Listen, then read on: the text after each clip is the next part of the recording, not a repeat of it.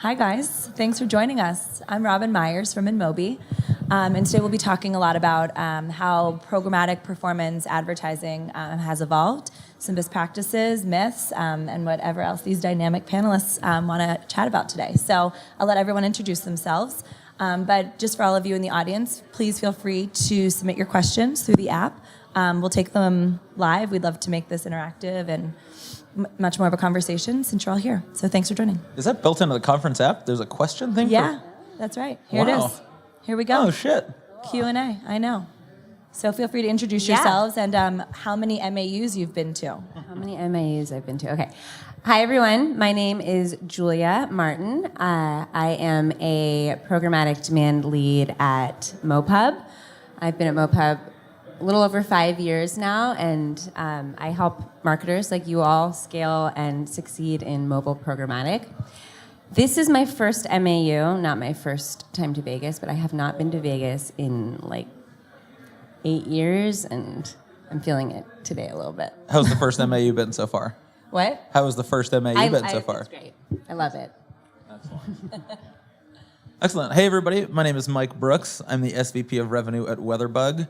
I manage the monetization side of direct sales, programmatic partnerships, et cetera, but also on the UA side for user acquisition for both mobile app, desktop web. So anything on the business side at WeatherBug rolls up to me. It's right now our business is about 15 million monthly active users, almost completely in the US, split about 50-50 iOS to Android. So that's how we think about business, and that's how we think about our user ac strategies here. Hey all, my name is James Peng. I head performance marketing at Coinbase. This is I think I've been to all the MAUs. Okay, this is my fifth, and I think you have me beat. Yes, I think I've been to all the MAUs. So I had performance at Coinbase, basically any way that we're gonna get new users through methods. Also lead referrals and affiliates. Coinbase is the biggest, or the leading blockchain exchange in the world. Our goal is to make it super simple and easy and safe to basically get onto Bitcoin or Ethereum or whatever crypto you're trying to get into. We're here to really build the next financial future. Thanks, guys. Well, thanks for joining me here on stage here at MAU today. Would love to sort of kick things off and sort of get your take on the evolution of programmatic for performance marketers. Whoever wants to take that first, feel free, and we can kind of talk a little bit from all of the different facets of your business. Yeah, I can kick this off. Totally. This one's going to be a team effort, I think. Yeah. Let's do it. Yeah, I mean, I think the evolution. So if we look back at the beginning of digital advertising, the beginning of advertising, really, you have supply, demand, publisher, advertiser, and it was pretty simplistic. You would negotiate a deal back in the 90s, strike up an IO, and then run that campaign. And then ad networks came in, really solving for the scale issue because advertisers were able to scale. And the issue with ad networks, and a lot of advertisers were backed away, especially brands, was there was a distinct lack of transparency. So then we get to ad exchanges. Really two things different with ad exchanges. One, much more transparent in terms of advertisers knowing exactly where their campaigns are running, publishers knowing who's running on their inventory, and method of buying is different. So rather than sort of pre-purchasing impressions in bulk at a preset price, in an exchange world, you're buying the user. So at a specific point in time. So more efficient and more transparent. I was going to say, do you remember the first programmatic campaign you bought and what it was like? I think this was back in like 2012-ish, but I think you had to set like a ceiling CPM, figure out which publishers I wanted to buy on, and then kind of just go nuts. But it was pretty manual back then. A lot of things have gone a lot more automated. But it was. I think things are a lot simpler with a lot of machine learning and tools. And as more DSPs get more advanced and continue to challenge each other, I think and more supply sources and publishers get on, I think it'll get even easier. Yeah, I mean, I think I may be jumping the gun because I know we're going to talk about what it all means. But like programmatic's about automation, right? So the idea is how quickly can you connect to as many publishers as you want. Yeah. Back in the day when like you and I were doing our first ones, my first one was like run a network across like every exchange I could possibly find just because I wanted to see what it did, versus like how we run businesses and campaigns today, which we're going to talk about things like heavy targeting, experimentation, and iteration. So it's about, I think, the tools that have been built for us as marketers to make it easier to make that connection and scale that connection. So I think that's one of the coolest parts of the evolution is like, technically you could have done the same shit you're doing today back then, maybe without those data sources, but it probably would have taken you a week to set that up versus an hour today or 10 minutes today. Yeah, Totally. and I think we should also back up on the definition of programmatic, just because that potentially captures so many things, right? And by definition, programmatic is basically anything that you can buy programmatically or dynamically and on an automated basis. And so you can argue that, Google and Facebook and all these other sources are now very much programmatic so. too. And I think for the purposes of what we're discussing today is specifically like real-time bidding on exchange through DSPs or any other direct sources. Display, video, those type of basis, not necessarily social. But I agree with you. Cool. Yeah, no, I think that's great. I think that it's kind of nice to hear, that us, being here in 2012 and here today in 2019, how different things do look. I mean, I would say the control, the transparency, back to what Julia said, have been quite important for today's marketers. Can you guys talk to me a little bit more about how you now sort of leverage best practices in today's programmatic world to either help your brands or to reach your users? You want to go?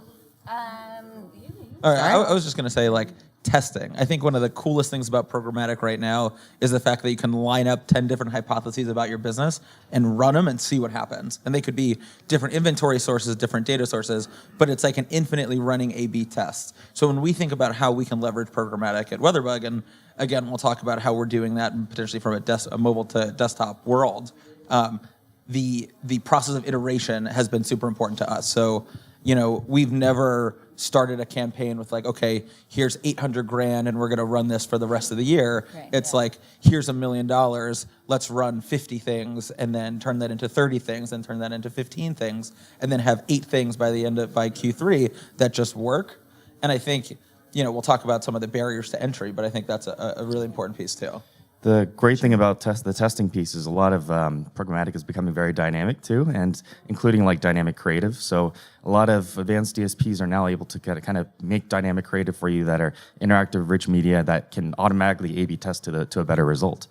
Now, I'll speak a little bit from my perspective, going from gaming at a company called Storm8 to Match.com and Tinder to where I am now at Coinbase. Now, the role of programmatic has become really different for me, just because programmatic is its role in a company and a role in an acquisition funnel can either be opening the funnel or really closing the deal. So for me, it's been really direct response focused. At Coinbase, we have to use programmatic a little bit differently, mainly because if you think about it, it's actually quite difficult to convince someone to buy cryptos or join Coinbase using a banner ad.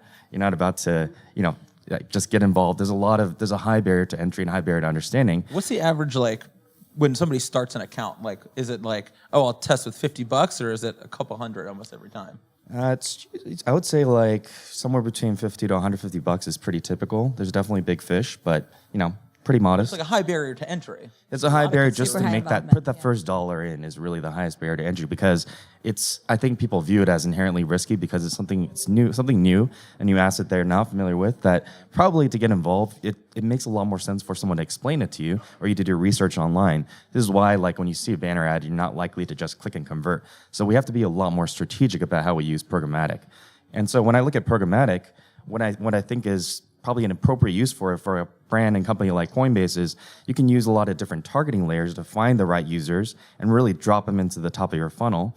Or you can use programmatic as a way to find people who are already qualified. So, you can it's all about using those ads, those mediums for the right purpose. And so programmatic has a very kind of special and targeted purpose within our portfolio of channels. Yeah, and I think because it's something we had discussed yesterday, and like content marketing and the size of the funnel for a WeatherBug, right? Like the cost of the barrier to change is so low versus a business like yours, where the consideration is, what is crypto? What do I need to know about it? What do I need to know about it to get into it, right? I don't have that same kind of consideration for our business. So programmatic can almost play for me. One, my funnel is much shorter. and it can play a much more varied role, right? The difference between the opening and the close isn't a huge difference. I don't have to make those kind of investments in between. Like a dating app, I can just say, meet people and meet your love tomorrow or something like that, and it's not too hard. But I think for A/B testing and creatives for like a product like crypto, it's actually a combination of ads and really the story as a whole that will help you to convince. So it's not as straightforward as A/B testing. Right. That's actually super interesting. As both a Coinbase and a WeatherBug user, as a consumer, I feel like Nice. it's been. I mean, guys, come on. I actually remember very distinctly when I became a Coinbase user because a bunch of people in my office were telling me about it, and like this is the only place where you should be doing these types of transactions. So, quite curious to sort of hear more from you, James, on how you do sort of your funnel planning, because I feel like we get a lot of questions from our clients from a platform perspective, like how do we sort of fill the funnel, from the top and then bring people all the way down into the UA and sort of remarketing efforts. So would love to, I think, hear a little bit more in terms of best practices from your side. Yeah, so media strategy is really important here. And I think one of the best practices is you probably shouldn't go play ball without having a good brand strategy. So for example, if no one has heard of your brand anywhere and you start throwing banner ads out there, it's not likely that they're going to start to, hey, I'm going to go for it. Or even, so I think that investment is really important, and coordinating your brand strategy with your performance strategy is going to be really critical. I think when you talk about programmatic, again, I'm going to go back to the role of programmatic when it comes to your funnel. I think at the very top, what is good? What is programmatic good for? Well, it's open, so there's a lot of data layers out there. There's a lot of third-party, both probabilistic and deterministic data layers, and you can use those to find people that are qualified at a certain income level, or have a certain type of app, or have certain type of location behavior.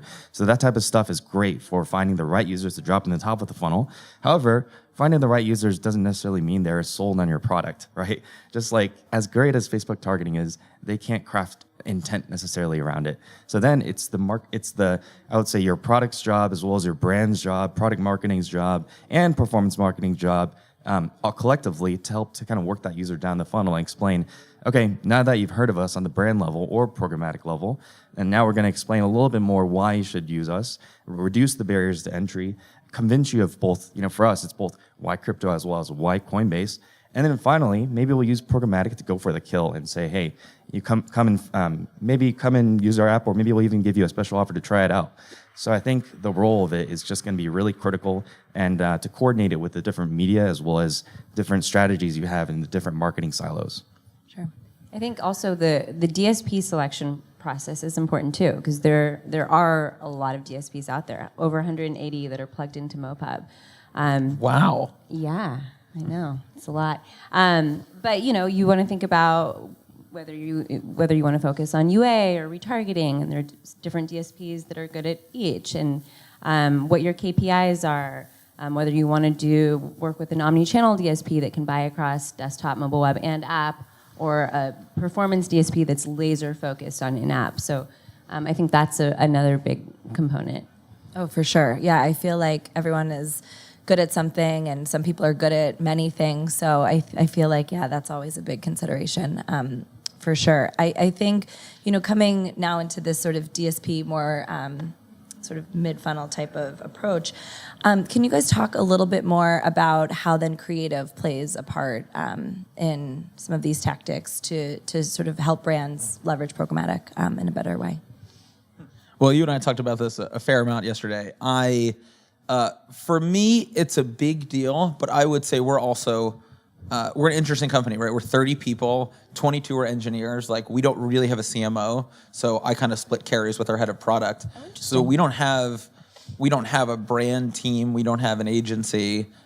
So most of it we kind of make up on the fly. Okay. And do you have your partners like InMobi help you to create? Yes, absolutely. Yeah. We rely on them, but we also have in-house from our parent Sure. company, Ground Truth. Of course. So there's a couple ways we can get it made, but honestly, this is something that we have a lot to learn about, because compared to the amount of branding and the amount of the depth of the conversation that you just talked about, through that entire funnel, we don't quite have that yet. So Sure. It's for us, dynamic creative things like that can be important in pulling people in, being able to display temperature in ads and things like that.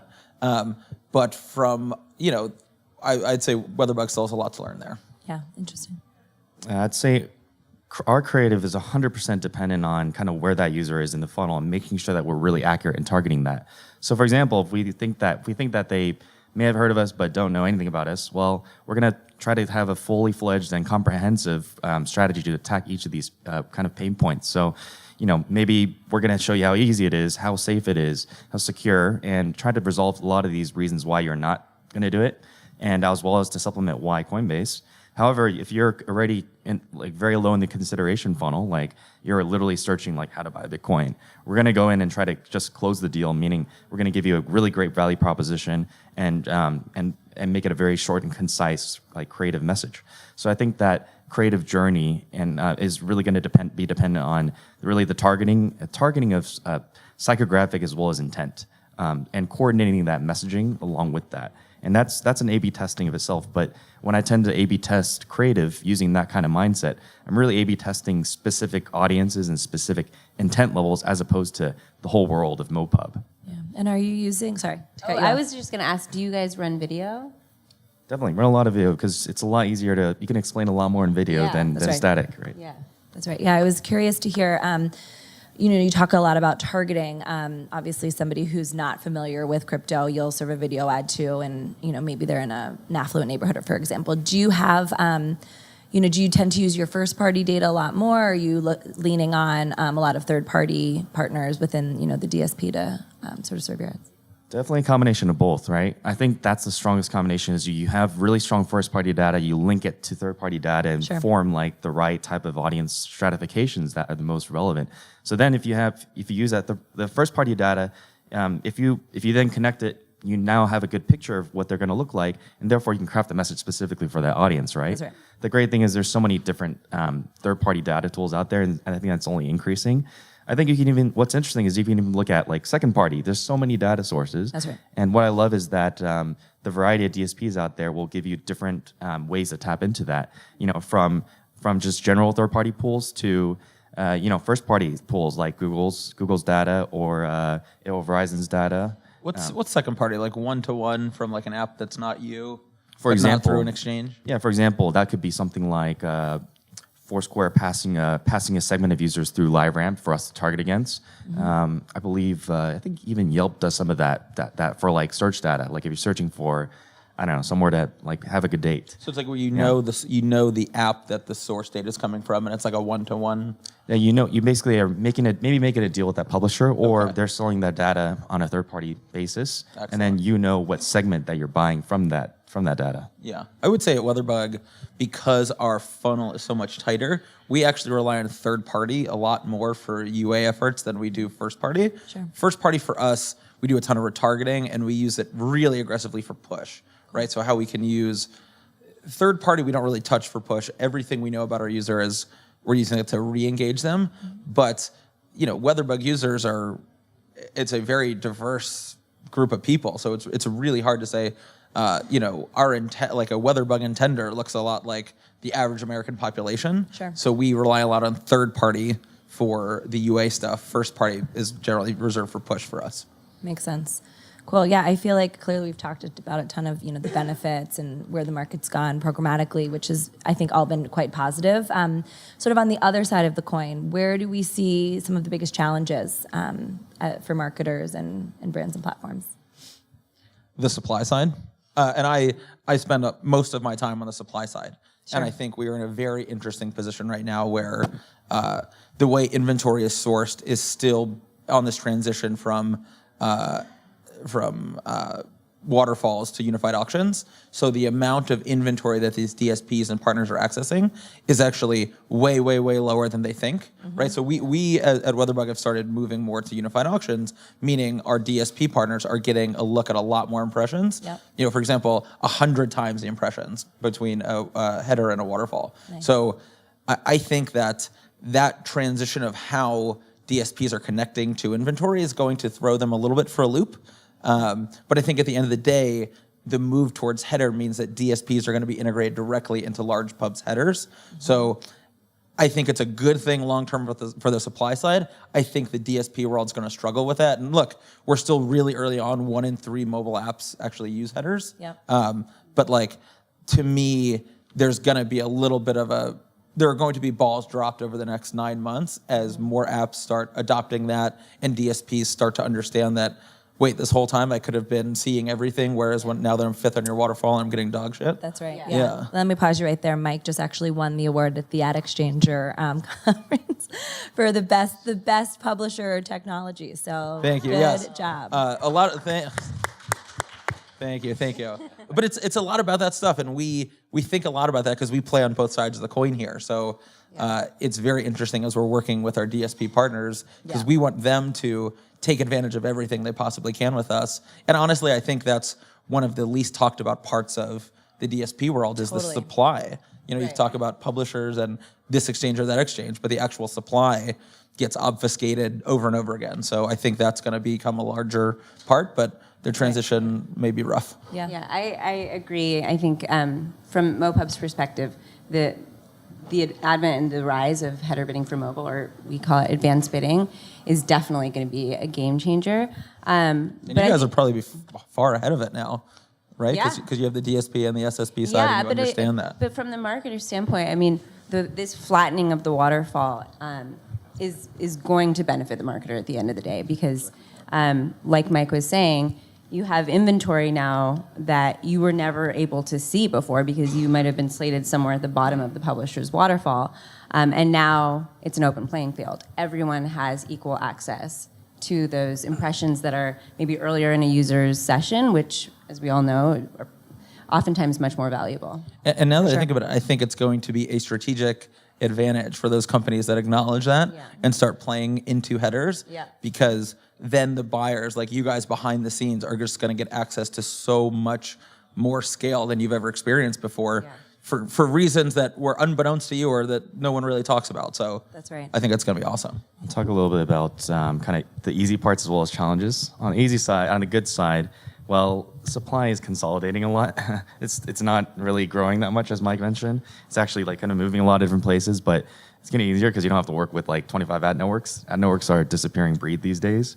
So, kind of as inventory moves programmatically, well, that also makes it more challenging, right? Because you have to, find the right DSPs to work with. You have to find the right approach to it. I think programmatic overall needs to evolve, meaning like it needs to get to the next level of types of inventory out there. Like for example, like native content, evolving how users discover, how we convert users there, because we have ultimately this traffic and publisher pool needs to compete with the likes of like a Facebook and Google, right? Mm-hmm. So I think at the end of the day, I think that inventory is moving to Google, Facebook, and to programmatic, and so we need to find the best way to approach that. And so that's probably one of the biggest challenges these days. One other plus is that I think there's very little excuse for traffic to be continuously obfuscated, right? Because now that everything's programmatic, if you're still working with a vendor that says, "Hey, we can't give you names," that's bullshit at this stage. So you should tell them. Yeah.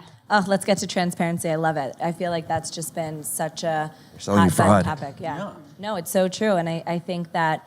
That's sort of why InMobi decided to build this DSP where we are super transparent across, bundle IDs and making sure that, margins and all of these types of fees are kind of transparent so that brands can actually see the real ROI of their buys. So I would love to, hear a bit more on the transparency side of, where we sort of see this going and where the control is sort of obviously now being passed to. I love it. Oh, I love it so much. So good. DSPs, the whole point of them were to be a SaaS business, right? Like it was meant to be, hey, there's all this inventory out here, pay us either a percentage or some dollar amount and we will help you buy this. Yeah. That's not what this is, right? It had turned into people hiding margins on the SSP side and people hiding margins on the DSP side and people baking in so much shit all around the place. The closer we can get to a world where DSPs are truly SaaS models, where they're like, we don't have a say in the auction. We're here to buy the best inventory for you with the best data we can, and we are purely a platform.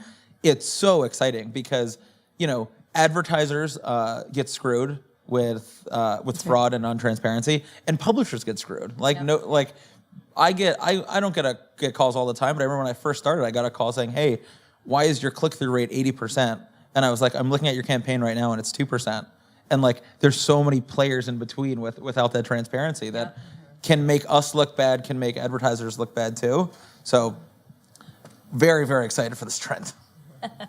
That's great. Yeah, I think we are too, from that standpoint. But I think kind of getting back to, our wish list, obviously as a publisher, that's sort of on yours. I would love to hear from MoPub's perspective, Coinbase perspective, what is on the top of your wish list, to happen programmatically in the next year or two? Loaded question, perhaps. Yeah. For everyone to be spending programmatically. And From your lips to God's ears, Julia. yeah, I don't know. James, what do you think? I would love more integration with native ad units and content. That's interesting. I think content is going to be really interesting because, again, we need to evolve in a few stages. We've gone from static and banners to, interstitials to rich media to, dynamic ads to playables to video. And now we need to get to the next level too, because it's all about a lot of products need a lot of consideration. If we want to move more dollars over to programmatic, we've got to give more units and ways to work them down the funnel. Again, I don't want programmatic to be just a top and bottom of the funnel type of medium. I think there's a lot more money in between and a lot more attention to be grabbed. So I think an evolution in terms of the types of media that you can use is going to be really key. Also, more integrated expansion between native app and web, I think is going to be really critical. Web is huge, so I think that's tremendous. I mean, that's a huge obfuscation right now too. It's like the web to app match. It was something when I was at Verizon we were working on. It's hard. It's even when you have network traffic, it's hard. And Google can kind of do it, or there are a couple people who say that they can. But that's a really good point. Is that desktop is lucky because they get to work in a world where there's cookies and everything kind of just goes, and we implant that into mobile, and there are some huge challenges that are created just for us. That web to app gap is a huge, why is there such a big difference there? It's because of the underlying technology, and if we can bridge that, it should be web and it should be mobile and desktop. Yeah, I just thought of something on my wish list. I would love to see more movie trailers in app. When was the last time you watched a rewarded video and it was for a movie trailer? We're just not seeing that really. We actually run a lot of those, but I agree. I think that a lot of those really good type of content plays in app, full screen, beautiful, 100% share of voice. It's great. Yeah. But no, I feel like entertainment category is ripe for. So that discussion is really moving more brand dollars over to programmatic, right? And so I think that requires a lot of evolution in terms of the standards and viewability and a lot of the fraud to get a lot of these brands super comfortable with mobile. I think that's one of the issues is a lot of them don't see the mobile app and native inventory in the same spectrums and standards as traditional inventory. Yeah. So that's probably why you aren't seeing that many yet. No, I think that this is actually great. I actually came from the brand side. And, I think InMobi has done a really sort of visionary job in terms of implementing SDKs from IS and Mode and Double Verify so that we can make sure that everything is measurable and verified by third parties. And I think the brand advertisers have been pleasantly surprised in that. And now we're sort of seeing that shift of, fraud and brand safety come to the performance side as well. Fraud, I think, has been a pretty big topic for UA and performance marketing. So I think now programmatically the challenge has been how do we make sure that this is stopped. So I mean, on that note, let's talk about it. Yeah, I think and this kind of goes back to best practices. I think it's really important as a marketer to always question and analyze the supply that you're buying. So if it's through an exchange, making sure that exchange has fraud and invalid traffic prevention tools in place, or partnerships with Pixelate or Double Verify and these vendors in the space, to ensure that you are getting clean traffic. Totally. 100% measurable. Guys, I'm seeing a lot of questions. Thank you for this. Lots of good questions here. Let's move to this, to the question list. Okay, this is a question for James and for Mike. When running programmatic performance campaigns through the DSPs, what type of cost models work best? CPM, CPI? So this was a point I wanted to make a second ago and I forgot about it. To me, one of the most redeeming qualities of programmatic is that you have different incentives to publishers to do what they're doing. Mm-hmm. So if you think about the network model, there was an incredible amount of incentive around fraud because CPI is what everyone was buying on. I will never buy on a CPI, ever, because that is incentivizing. That's saying to the people, wherever this is going, this is really what I'm looking for. That's right. And in reality, what programmatic is I'm saying I want to buy this media. I want to buy the media. I want to pay a CPM, and I want it to work for me in a performance standpoint. But in the programmatic world, like I would never consider giving anybody CPI dollar, because we have such an advantage now where we don't have those perverse incentives on the supply side, and I wouldn't want to move to a world where people were trying to develop, like, there's impression fraud and there's like invalid traffic and things like that, but there's no like there's not the same level or sophistication of CPA fraud that there is on the network side, and that's one of the most redeeming qualities of programmatic. So I love that that's the... Totally. I think like when everyone got addicted to CPI, we started ignoring all the clicks, and that's where all the click spamming came, right? I think one of the best models that was ever introduced was probably Facebook's OCPM model, right? So that lets us focus on, we actually pay for the impressions, but we optimize towards the action that you care about. It doesn't even matter if it's install, whatever you want, whatever you care about. And so that makes a really interesting virtuous cycle that I think has really changed the game. So for something like Facebook, guess what? Like instead of just trying to get the most efficient like cost per whatever action, you also have to win in the auction now. So what does that mean? You're actually optimizing for your full funnel. So impression to conversion ratio. The more you can expand that funnel and the more you can pay for those impressions, Facebook's going to reward you by giving you more impressions and by giving you more conversions because of that. So I think that model also leverages over to programmatic, to Google, and pretty much everywhere else where, if you do a really good job with the efficiency, like you're going to get more of it and you're going to pay out the publisher more. They're going to want to give you more, right? I think you're giving Facebook too much credit. I think the optimization algorithm, I started at .com, 2012, so that has been around a while, but the model, you're exactly right? Like you're paying people on X, even though you're looking for Y. That's the job of the DSP. It's to help you get to Y. Just the model. Yeah. Yeah. Super interesting. Here's another question. So probably another one for you, James, but maybe also Julia, I think. What difference in strategies do you need to take when doing programmatic marketing in emerging markets versus the US? Emerging markets. I think for these, a lot of the question of how to use those different channels in emerging markets depends on what's available. An example is, we actually can't advertise in every geo on every channel. For example, every channel for us needs to be, like Google needs to be approved for a lot of new emerging channels, or emerging geos. So that means our channel consideration needs to change as well. I think the first thing you also need to think about is also one thing I mentioned earlier, which is what is your brand penetration? I think because importantly, for your performance ads to work, you need enough brand penetration there. If it's a deep consideration product, it's a very DR product, go for the programmatic. Go for the DR ads, go for those, and I think that'll work off the bat. But again, I think that the first thing to really think of is how long and how difficult is it to convince someone to use your product. And then you decide on your media mix that's available in those different geos as a result. But for the most part, if you don't have a brand and there's a barrier to entry, you probably need to break that down first. Yeah, I think that's interesting. Fun fact is that I started the InMobi office in Dubai 6 years ago, and I think we were working with a lot of partners that didn't realize that certain like brand safety, like very sort of basic things were available like that. And I think now we're starting, to have a more demand-led product strategy in these emerging markets because of brands like Coinbase and a lot of our advertisers, because I think that there's a real misunderstanding about what's actually available, and then of course you get the right contracts in place and you can kind of make it happen. So yeah, I had something to add too, but I would love for you to go. Go ahead. Oh yeah, no, I was just going to say back to the the DSP selection process. There are DSPs that are better in certain geos. So whether you are looking to target LATAM or Russia or there are DSPs that have Totally. Yeah. So we're thinking about international expansion now.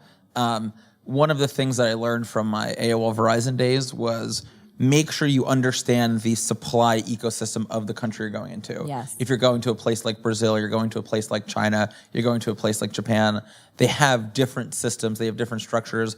The evolution from ad exchange to DSPs or the comparable on the supply side may or may not have happened. It may be split across 15 different SSPs. It's really important. Like when we decide to go into a new market, we spend at least a week calling people from there and say, how does the supply system work? And that'll help inform your DSP selection when you go there. Yeah, and then keeping in mind like a Brazil where there are constraints with connectivity. So what kind of ad format are you using? Maybe video isn't the best. More lightweight, yeah, for sure. Yeah, I think it's super interesting. But summary, it's that it's kind of dependent on the market. So cool. More questions from the audience. We've got about 9 minutes left. Okay, so our web users spend more time than app users because they're analyzing their workouts. How would you advise we respond to this when the reverse is usually true? When they're analyzing their workouts? I guess that it must be a fitness type of product. That's a product thing for the most. I mean, we have the opposite, which is weird because most people have the same problem that was just discussed, where you have a big desktop business, you want to move into mobile, right? That's the scenario. That's on the product, right? Maybe you're not an app business, right? At the end of the day, if you have something that people are not going to be able to engage on in mobile app, then you might not be a mobile app business. That said, you're here, so you probably are a mobile app business and you want to maintain that. So I think that's a product thing, right? It's more of how do you build more utility into the mobile app functionality and figure out things that you can do that are uniquely mobile in addition to what they're getting on the desktop side to bring them down there. I think that's a product thing. Totally agree with that. I think 100%, like if they're using mobile web more, why is that? It's probably because there's not more utility, or it's not easier to use or easier to get to or whatever. However, what I will say is that having both platforms, the way you should think about it is they're kind of like different weapons you can use. And you usually use them for different purposes. For example, for mobile web, it's not hard. It's easier to convince someone to sign up for a web product than it is to convince someone to install and then sign up. So I think about the funnel a lot. I think a lot of times in the past companies I've worked for, whether if it's cross-platform like Match or Coinbase, a lot of times it's easier to drive the acquisition first and capture that user so you don't lose them, or at least you can retarget them through your web page.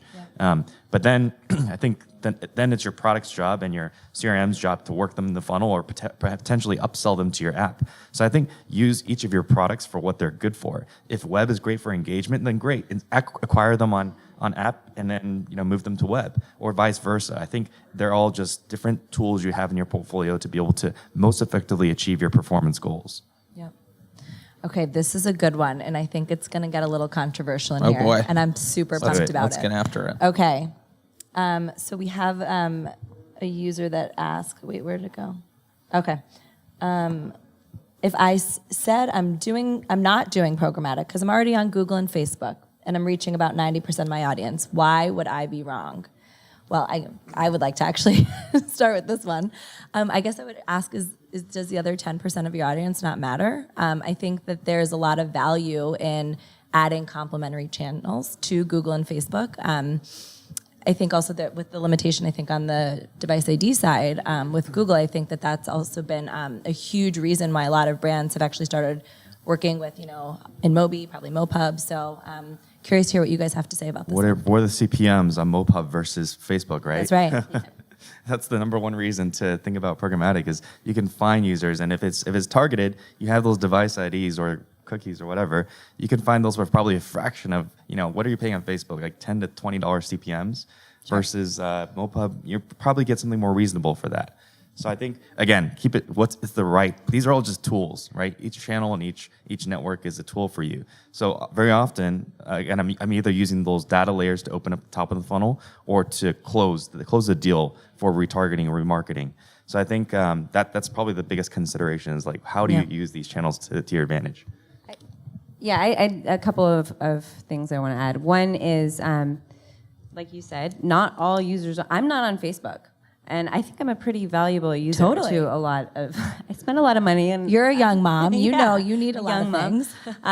So if you want to target me, you're going to have to find a different channel. That's right. You don't want to put all your eggs in the Google, Facebook basket either. I mean, diversifying is important because if something happens or if CPMs skyrocket, you're going to want to be able to have another channel in place where you can dial up spend and get the performance you need. Yeah. That's right. Go ahead. There you go. on the train. I really wonder who asked that question. At the end of the day, like I assume that most performance marketers in this audience are thinking about where their next dollar is most incremental, right? And the question is, should I spend that dollar on Facebook, Google, or programmatic? Now, it's a combination of that CPM question that we mentioned earlier, as well as conversion, as well as just being able to find that user on a different medium. So I think you got to take all these things into account. And for the most part, a dollar spent on programmatic retargeting is pretty damn efficient versus a lot of other things. That's right. I think my response to that person would be, that's a totally okay media plan. Like if you're talking about you're just running Google and Facebook, that's acceptable to me, but show me the tests that you've run. Like the whole point of programmatic to me is to be able to test a lot of things really fast. And if you have gone into a DSP and you've tried 10 different things from location to cross screen and gotten really, really creative there and just nothing can work, then good for you. Good. Like your job is to optimize your media plan. But if you're saying, hey, what I have is okay, first off, I do not trust Google and I do not trust Facebook, which is why I don't put a ton of money there myself. But outside of that, I think it's incredibly important. I lost the train, but you get the idea. I have another question for you, actually. This is a good one. From the publisher side, Mike, how would you recommend making the jump into programmatic? Selecting an SSP and then optimizing your inventory to work best for your advertisers, maybe also for you, Julia. So first question is, how big of a role is direct sales in your company? So that would be, for a company like WeatherBug, we've been around 25 years. We have a direct sales team, we have a programmatic team, we have partnerships. In order to have a direct sales component, you need an ad server. So if that's important to your app, make sure that's where you start, and then you can tack on a header. To me, if I was starting the app from scratch today, I would have my ad server, I would have a header, and I would have as many demand partners as I want to test coming into that header. If you don't need an ad server, way to go, you save yourself some money. But that's the first question, is how important is that? And it's kind of a two-step process. It's direct, and then it's programmatic. But if you are in the app phase or wherever you are, skip waterfall. Now's the time to go straight to a header. This is why you're winning awards for this type of stuff. Mm-hmm. I love it. Anything to add there? I would just say you want flexibility and control with the platform that you work with. So you want the ability to be able to plug into any demand source out there, and you want the control to really decide how you want to work with these demand sources, and if you have a direct sales team, to be able to give priority to those campaigns and that kind of stuff. Sure. Cool. Okay, 2 minutes. Lots of good questions, guys. How do you deal with brand safety and its limitations in mobile DSPs? Not just fraud, but also environment. I think this is actually really interesting. I feel like this has become like our number one reason for sort of getting into the DSP game. From a brand side, obviously, making sure that everything is transparent from where the ads are shown to, I think obviously there's limitations around crawling app pages for content, right? That'll, I think, need to evolve, but would love to kind of hear from you guys sort of where you're in your journey with mobile ad fraud. Yeah, I mean, I spoke a little bit to this before, but at MoPub we have invalid traffic and fraud prevention tools in place. Totally. So every time, and we're SDK direct, so every publisher, all inventory it's because the publisher has our SDK, and every time we onboard a new publisher, we ensure that it's valid and legitimate. And then we work with 2 MRC accredited vendors that look at the pre-bid, they look at the post-bid, and then we're constantly analyzing and looking for suspicious traffic. And Sure. Yep. I don't think it's that bad. I think it's like a little bit behind the desktop world, but I don't think it's that bad. Also, like whitelist. I mean, you should be whitelisting, at very least blacklisting. So, that's kind of how we operate. That has not been a big concern or a big challenge that's come up to us, either on the supply or demand side so far. I think brand safety will get a little bit easier as the sources start to move towards programmatic overall, just because, as we move towards more transparent DSPs, you don't have to work with those 25 random ad networks who are using media buyers and buying right. whatever whatever you don't know. And so I think that part will be a lot easier. And then it's just a really good process that you need. For example, a really good process of scrubbing your publishers and make sure they align with or don't not align with their brand. And then the second thing is also just making sure you have a really good process to scrub those metrics. So you aren't getting pop-ups, pop-unders, or really or click spamming. Having a good process for evaluating those KPIs so that that you can be able to recognize those. The DSP should have pretty good controls for selecting what type of traffic it is as well, and what type of actual ad it is. But at the end of the day, just be able to go down the list of things you need to control for in order to make sure you're not getting a bunch of shit. Yeah. And with that, thanks for joining me, guys. This was super fun. I appreciate it. Thanks for having us. That was great. Thanks, guys.